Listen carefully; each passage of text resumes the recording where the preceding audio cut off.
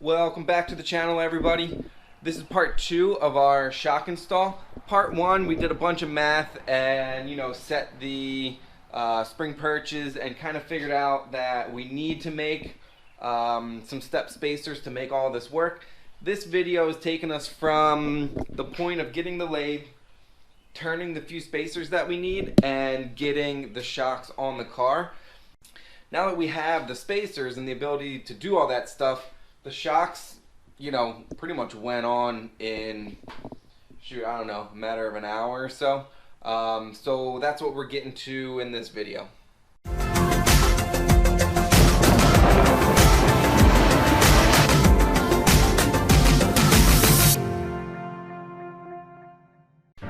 Alright, what is going on, everybody? It's been, in real world time, about a week and a half. I've been tinkering with stuff, so I'm kind of just getting back onto this. But what I've kind of been tinkering with is I picked up this bad boy right here. So this is one of those cheap little mini lathes from Harbor Freight. So, it's not anything special at all, but it's enough to kind of turn down the spacers. So here's what I had. And these are the length I needed for, let's do. Alright, so the new rears, these spacers that come with it, you can see are much wider than this, especially if it's right on top of it. So it was easy enough to just mic it out and figure out how much I needed to take off, and that's where these come in. So if I turn these down to this, they fit right in the bracket on the rear. So that's easy enough there. Mark Petronas from AMT Motorsport, I was talking to him because I think in the last, I guess like in video world, a few clips ago, I was talking about possibly just getting a new spherical bearing in the maximum top plate, and then that would have fit the front shock, no problem.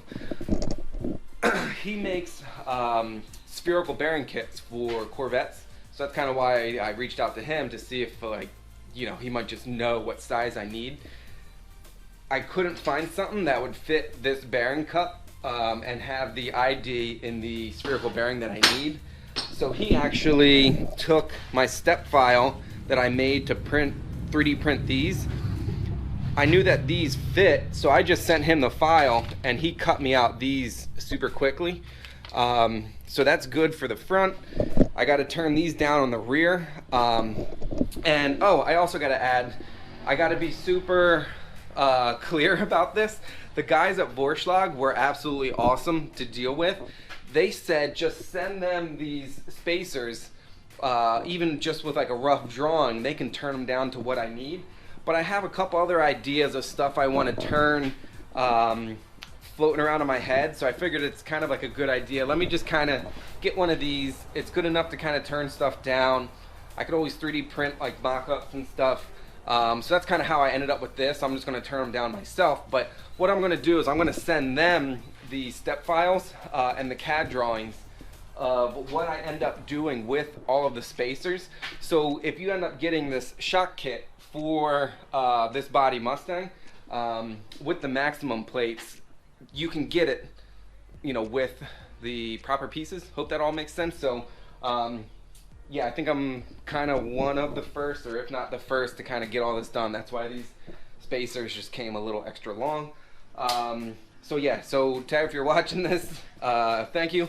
As well as Mark at AMT, thank you for those spacers as well. So, alright, I feel like I'm rambling on a little bit. I'm going to, I already turned down one side. I'm going to turn down the other ones and do a quick little overview of this thing. I'm not like a machinist by any means, and if you want to know more about this machine, just YouTube search Harbor Freight mini lathe. There's a ton of videos, so you can kind of like get up to speed with this thing. So yeah, so let's kind of turn down the other two. We have the spacers for the front, so we should be able to get the the shocks and springs and everything on the car today. We have the first one loosely chucked in. What we're gonna do is kind of, cut off a majority of what needs to come off and then turn it down to exactly where we need. Doing, you know, all of these measurements on here is kind of what gave me like the numbers I needed to make these all work. So these should be, let's see if I can do this. So these need to be right about 500, or you know, ½ inch exactly, 502 if you want to be like super accurate. So about 500 if I squeeze it pretty tight. So you know, being able to get that accurate is nice. So yeah, what we're gonna do, we know we need 500, so we're gonna, you know, we're using this. We could use the bench vise, same thing, that's how I did them. We're gonna like lop off a chunk of it and then turn it down. All right, so we know we need 502. So what I'm gonna do is make a mark over where we need. Last thing I wanna do is rough cut this too small. So that gives us, you know, a good little bit of leeway.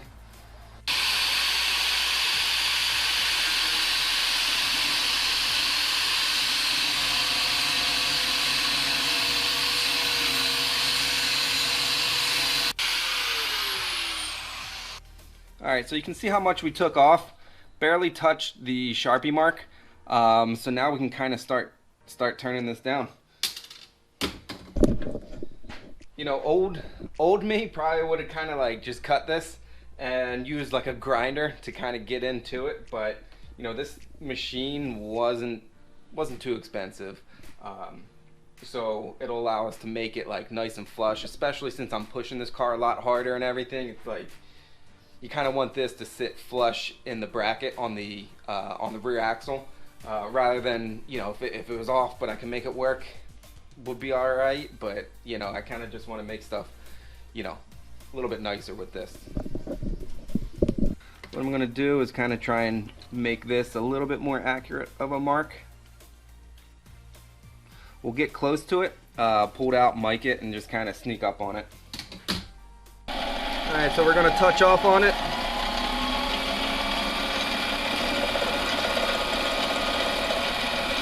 Bring it out, go in about 10 thousandths.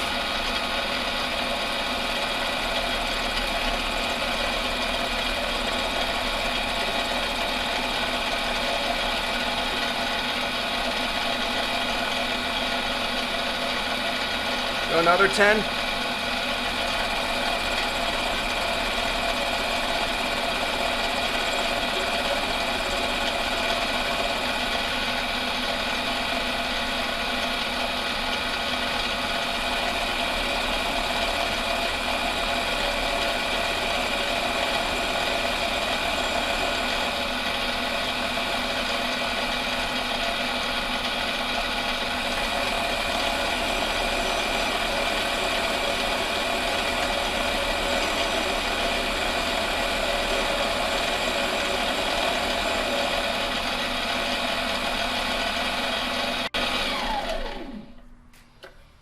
Alright, so you can see the Sharpie line. I know we still got to go. I can do a rough measurement from here. Well, with everything in the way, it's a little tight. So yeah, so I can still keep going. Let's see, at this point we can maybe do math. We're at about 580 and we need just over 500, so we still got to take about 80 thousandths off. And with the graduations on, I don't know, it's out of camera. And with the graduations on here, I can kind of just keep track and get real close right away.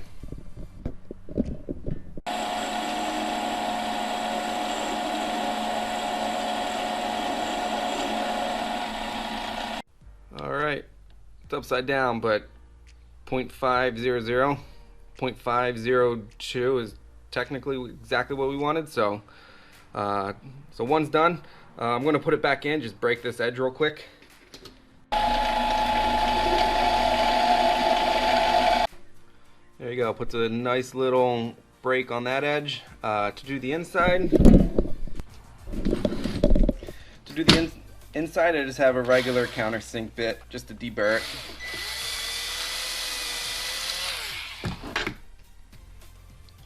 There you go. So this one is done. We got one more to do. So yeah, I'm not like a master machinist or anything. If you have any more experience with these things, any tips or anything, please comment below. This is new-ish to me.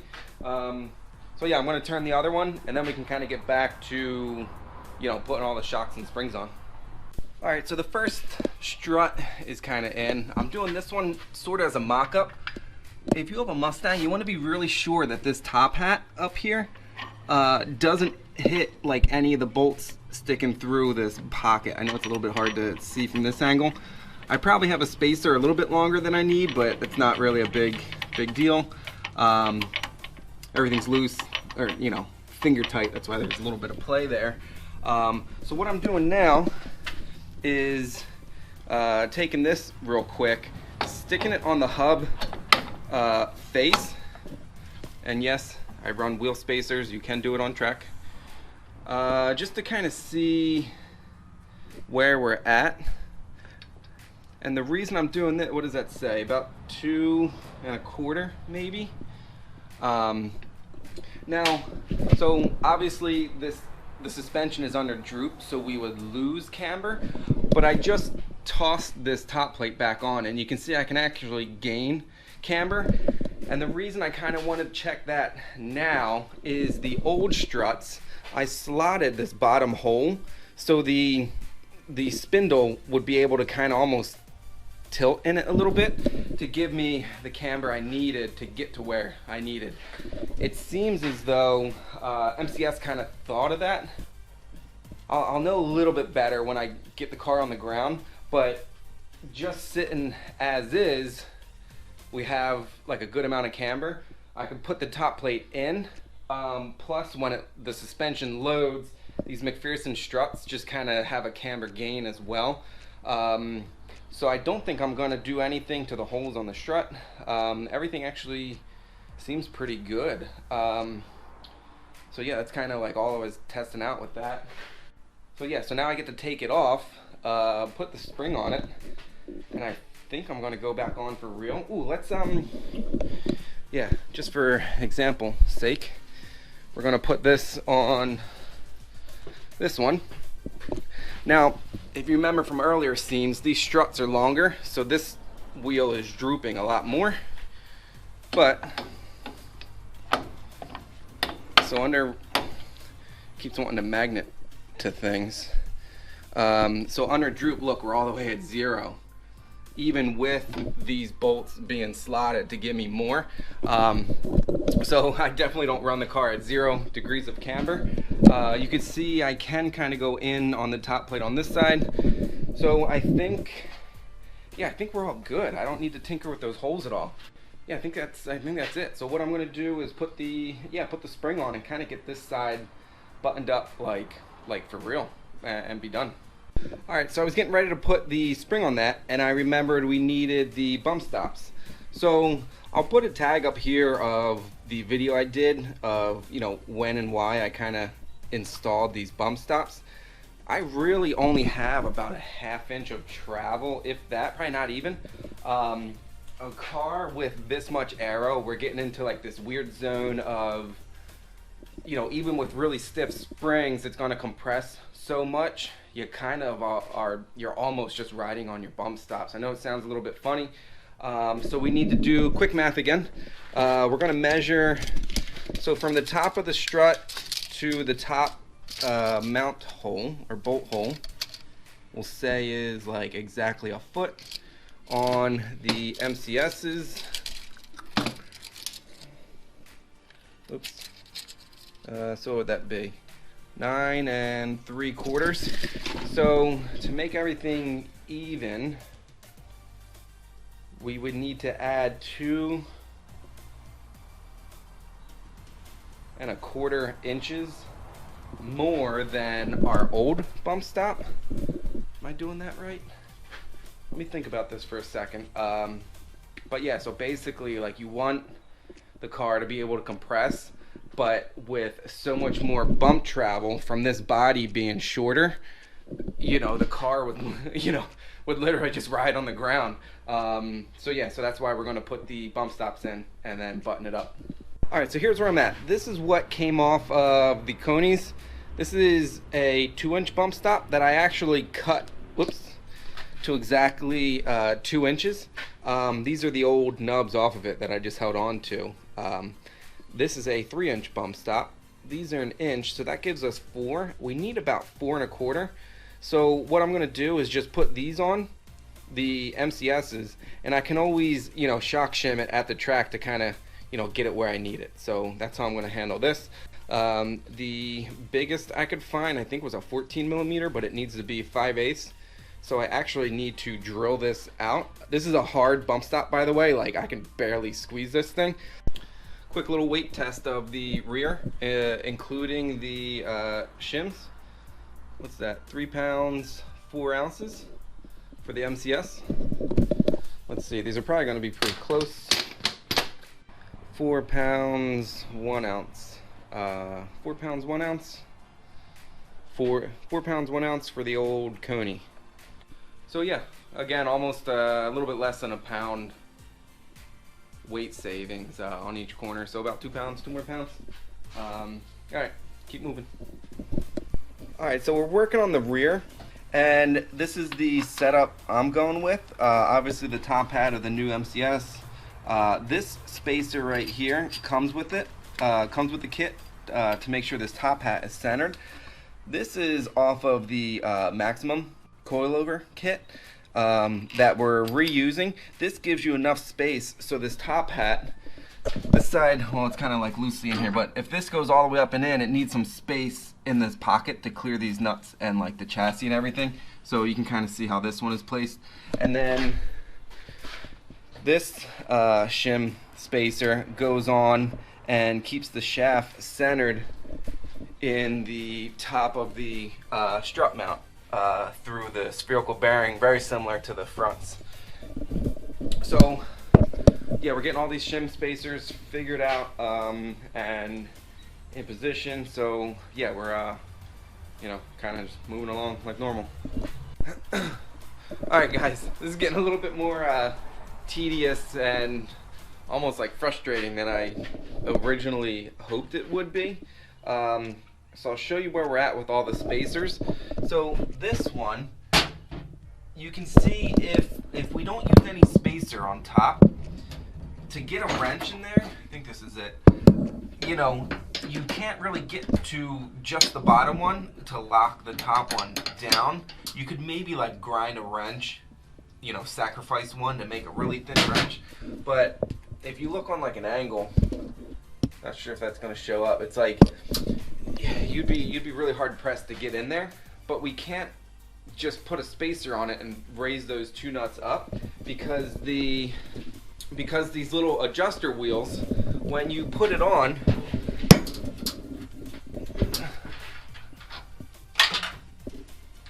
to adjust compression or rebound, I forget, compression, it kind of has to go down, and then when you hit that button and it pops up, that's your rebound adjustment. So, you know, if we put a spacer on it, it wouldn't be able to go down. So what I ended up doing, you can see this side, might be a little hard to see just like looking side to side.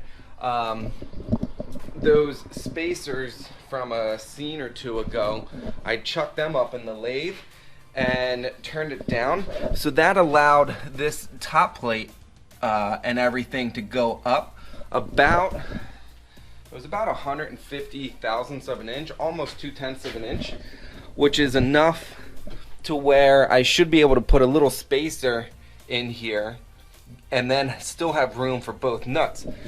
So then that led me down the road, I know this is getting kind of all over the place, of the offcuts of the rear shock spacers will fit nicely, but they're just rough cut on the one side. So I need to cut this down to a spacer that's about 1/10 of an inch. So what that led me to do, if you just try and put this in the lathe, like, you're not going to get it in there square. You might get close and might get lucky. So what I did was I 3D printed this little guy, which goes in here. I'm trying to do this one-handed. This will sit flush, you know, tighten it down. And if I mic'd this out, and it's within 1/1000th of an inch on all points and the center, so we know, you know, our run out will only be 1/1000th of an inch or less, so that should be good. So what we're going to do is cut down 2 of these to be about 1/10 of an inch, get them on the rear, and then the rear should be good, and then the front, we got another, you know, issue in the front we got to tackle later. So we're gonna knock these out, hopefully get the rear tidied up today, and then the front, you know, in a couple days. All right, so you can see it locked in. It's a little bit loose, but this is tight, and you can kind of see how it'll keep such a small part square, so that way when we cut it we'll have very little run out. Alright, so I just pulled this out of the lathe and we're gonna mic it, and you'll see we have about 122, 122, 121, 121, 122. So about 1/1000th of an inch run out across this is pretty good. Alright guys, so this is what we were fighting for. You can see, like I just showed, there's pretty much like no room right here for anything. And with the adjustment wheel on it, it wouldn't really work. So this side, remember all the bits underneath of here, I machined down to give us about 150/1000ths of an inch up top with that 100/1000ths spacer and the 2 nuts. If you get kind of down, I will need one of those thin wrenches, but now you can see we can actually get to this lower nut. So being able to get to the lower nut, we can tighten the top jam nut, and you can see we have about a thread or 2. And so we're in rebound compression. You can see we can get to the compression adjustment. So literally, like that's what we were fighting for, was that like 50/1000ths of an inch to make everything work. So again, I'm taking measurements of all this stuff to send it to the guys down at Borschlag, so this, you know, kit can kind of come with all these spacers, so that way, like if I had all these spacers, this would be a bolt-on kit, no problem. But since I'm kind of figuring all of this out, it's kind of, you know, a little bit tedious and time consuming, but you know, having fun, getting to play with the lathe. I think this thing's actually kind of cool. I might do like a thinner one, and one maybe get us a little bit closer to the edge, but you know, tinkering, learning, and yeah, on to, oh yeah, so what I'm doing now is I gotta pull this side off and machine everything down, you know, cut everything down, and then I can tidy up the rear. Rear will be done. Alright, so one last thing you're going to want to check once you have everything, you know, bolted in. We're bolted up top here. See how close we're getting right here, and we knew it would be close. Again, cutting down that spacer that's behind here, but like right about here, kind of push this up, and you can see how close we are to the spring touching here and the top plate or top hat up here. So we're just going to get some pliers in here. This is actually just like a pinch weld or pinch seam. Just bend it out a tiny bit and we're good to go. Alright guys, so here's where we are at. The rear is pretty much done. Let's get this up, get a little bit of light in here. So you can see we turned this out of the way to clearance it. Under full droop, I did put, you can see it back there, I tie a cable around my rear and my panhard bar brace. So that way you can still see there's, what, about a 1/2 inch or so of just like slop. So what's the point of letting this droop too far? So we're all tight up here, we're good there, we're good. Everything's good in here. So the cool part of all of this, tying up my rear, if you remember, 28 inches was ground clearance, and we're at 38 and a little bit over a half. For easy math, we'll call it a 38 and a half. So we know ground clearance would be 10.5. And if we want 3 inches of ground clearance, 13.5 is where we need to be. And if you look, 13.5 is now below the whole rear axle. So what this will allow me to do is the flat bottom will just go under the whole entire rear axle. So it should be pretty cool. I've never seen it done on a Mustang like this with a solid axle. So that should be neat. That'll allow us to do some really cool aero bits. And if you've been watching us for a little bit, you know the exhaust is part of getting ready for the flat floor. The last video we kind of extended the splitter. Alright, so the front is very similar to the rear, where if I put both nuts on it because if I put this one all the way down, you know, very similar deal. It's a little bit too low to get like a wrench on to hold it. So this is the spacer that was on the old shaft, but you can see it's kind of too big for this one. Plus it's a little bit too tall. So again, with this little guy, I kind of turned this down out of a piece of steel tube that I had, and as you can see, you know, if you put it next to the other one, the big shoulder is a little bit less, about 100,000th less, and then the smaller shoulder fits in, kind of just help center the top of it, even though we have a centering one underneath. And then that little bit of extra shortness allows us to put both jam nuts on at a good height and be able to make this adjustment. So I'll show you that in a second. Alright, so as you can see, with you know, the bottom nut and the jam nut on top, we have room for the adjustment nut, you know, and it's down, whoops, might be a little hard to see, but we can get to our compression adjustment with a little bit of room to spare. So there we go. So yeah, so I think that's about it for this one, guys. I know I kind of was like all over the place. I didn't really expect to get this much into it, I guess.